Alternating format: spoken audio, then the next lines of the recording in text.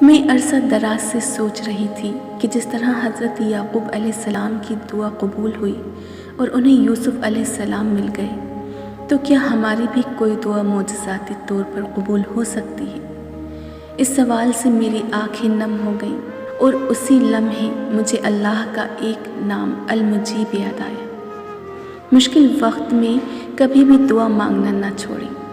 ہاں، وقت آپ کے ہاتھ میں نہیں، لیکن وقت کو بدلنے کا اختیار آپ کے پاس ہے دعا کے ذریعے۔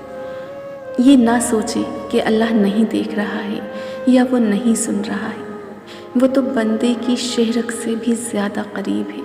وہ کیسے تمہاری تکلیف سے بے خبر ہو سکتا ہے؟ جو تمہیں دعا مانگنے کی توفیق دے سکتا ہے، وہ تمہاری دعاؤں پہ کن بھی تو کہہ سکتا ہے۔ وہ تمہیں مانگنے کی توفیق دیتا ہی تب ہے جب وہ خود راضی ہوتا ہے۔ وہ صرف تمہیں اپنے قریب کرنے کے لیے دیری کرتا ہے، ورنہ اس کے لیے تمہاری ایک خواہش پوری کرنا کیا مشکل ہے۔ ایسا نہیں ہے کہ لکھا ہوا نصیب بدل نہیں سکتا۔ ایسا نہیں ہے کہ جو چھن گیا ہو وہ واپس نہیں آ سکتا۔ جو چیز اللہ نے تمہارے لیے لکھ دی ہے وہ تمہاری ہی ہے، تمہیں مل کر رہے گی۔